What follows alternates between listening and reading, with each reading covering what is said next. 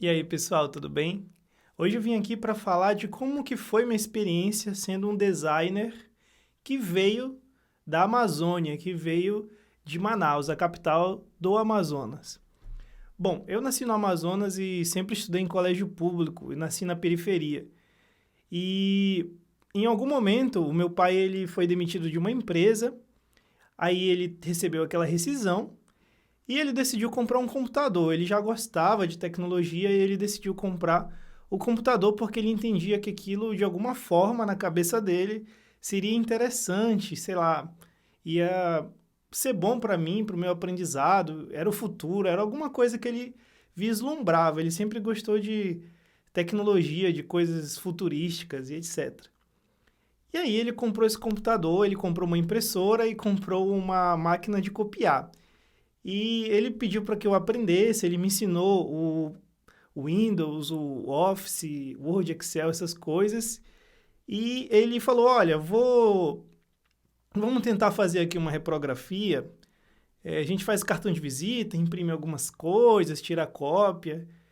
E foi assim. Então, esse foi o meu primeiro início no mundo do design gráfico, né? Tentando fazer coisas que na época ainda não era design, era arte, era qualquer outra coisa ali que a gente fazia.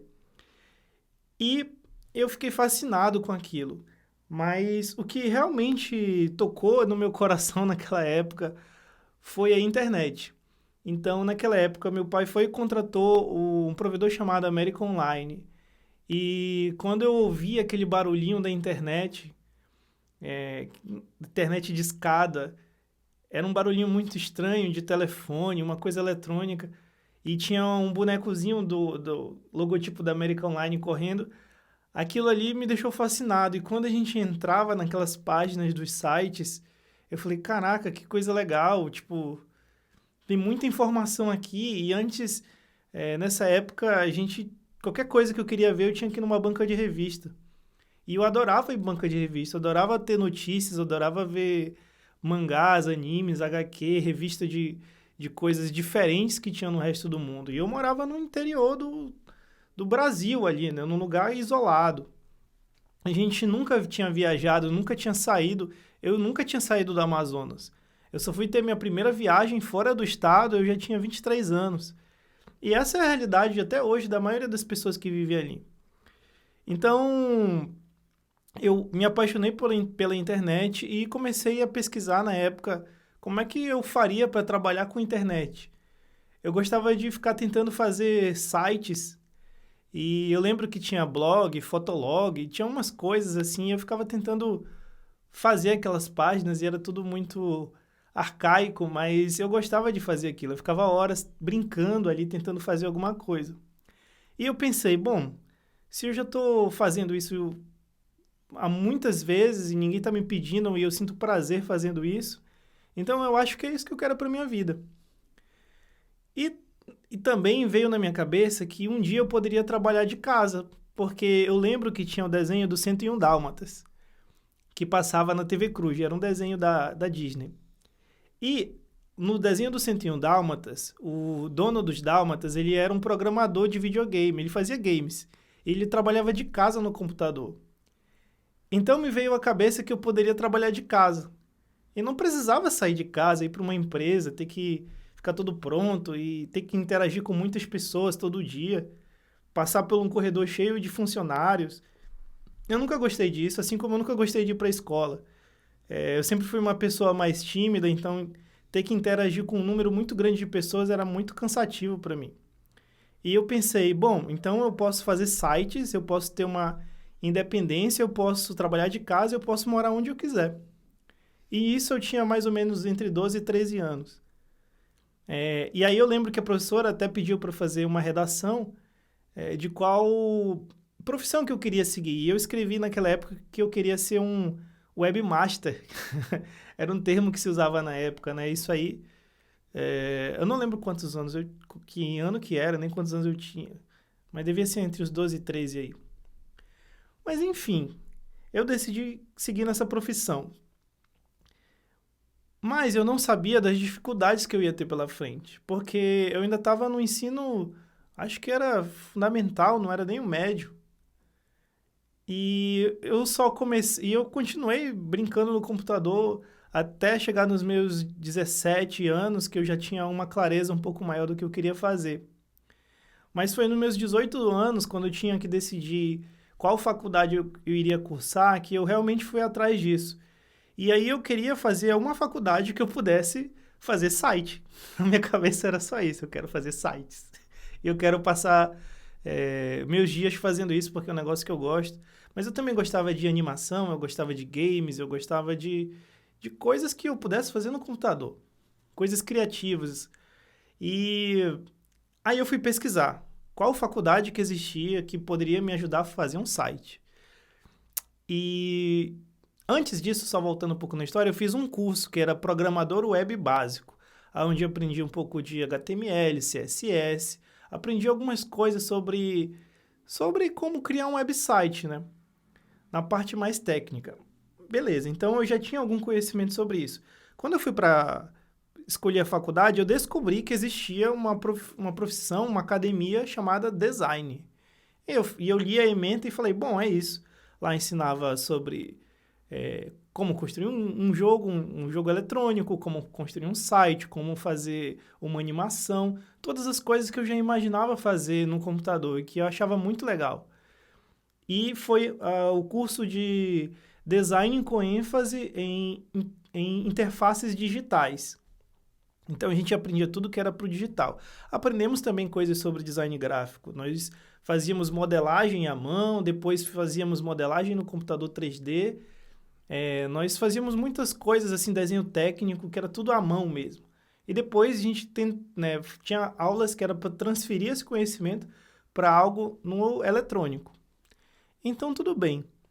Na faculdade, eu me deparei com uma situação que eu não estava preparado. Porque eu sempre estudei em colégio público e todo mundo era ali do bairro, era gente como a gente. E na faculdade eu percebi que a maioria dos alunos estava numa situação financeiramente diferente da minha. Isso chegou a um ponto que uma vez eu estava na sala de aula e parecia que eu não conseguia me conectar muito bem com os professores. Talvez por minha própria responsabilidade de não ser uma pessoa tão, assim, extrovertida ou sociável. Mas eu percebia que os professores falavam coisas do tipo, ah, fulano, beleza e tal. Te vi no final de semana lá no condomínio e eu ficava pensando, pô, fulano mora no mesmo condomínio que o professor. Uma vez eu vi também, assim, os alunos conversando com o professor sobre tecnologias, tipo, sobre o iPhone, sobre o iPad, sobre viagens que fizeram para outros lugares e viram coisas interessantes. E eu ficava pensando, cara, eu não tenho nada disso. Tipo, eu não conheço, eu nem conhecia ninguém que tivesse um iPhone naquela época. E então, eu não tinha acesso a essas coisas que as pessoas falavam. O único acesso que eu tinha era só da informação, mas eu não tinha o aparelho, eu não tinha recursos. E nem conhecia pessoas ao meu redor que tivessem essas coisas. Então foi quando eu ouvi o professor falar a seguinte frase. Ele disse, design é um curso que não é para pessoas que não têm condições financeiras. Design não é para pobre. E quando eu vi isso, eu fiquei... Eu nem sei direito o que eu senti na época. Faz muito tempo. Mas aquilo ficou na minha cabeça e eu lembro que eu voltava a pé para casa, né, da faculdade. Não era muito longe, mas toda noite eu voltava a pé e eu via os colegas passando por ali, alguns tinham carro e tal, e eu ficava pensando, o que que eu estou fazendo aqui? O que que eu decidi fazer? Uma coisa que parece que não é para mim, né? Falaram que talvez não é para mim. E eu fiquei muito pensativo, pensando que o meu computador era muito velho, que eu não tinha... Meus colegas andavam com computadores bons e meu computador era muito velho, era um computador que... Inclusive, minha mãe era professora da prefeitura, ela ganhou um computador ali e ela me emprestava para usar, não era nem meu. E eu fiquei pensando se eu deveria continuar com aquilo. Mas, por algum motivo, eu já tinha me empenhado muito, estudado muito, e eu via que eu conseguia me dar bem nas aulas. E às vezes tirar notas e bons trabalhos, né? E aí eu tava naquela situação, pensando todas essas coisas e quando eu me dei conta de que eu era pelo menos um bom aluno, mesmo que eu não tivesse recursos, eu pensei, horas, eu não sou o melhor da turma. Eu lembro da professora falando com um aluno que era muito bom, ela sempre elogiava ele, tudo que ele fazia parecia que era muito bom, e eu sempre fui um aluno medíocre. E eu ficava com aquelas coisas na minha cabeça, eu não sou bom em nada, né? Eu também não tenho recurso e parece que design não é para pobre e eu sou pobre. Eu fiquei pensando, que diacho que eu vou fazer da minha vida? Mas, cara, a minha faculdade eu tive que. Meus pais pagaram, acho que os primeiros meses, mas depois eles não puderam mais pagar, e aí eu consegui um emprego e eu tinha que trabalhar e pagar a minha própria faculdade. E eu consegui até, na época, acho que era fiéis, e eu consegui uma porcentagem de desconto, então eu mesmo fui pagando.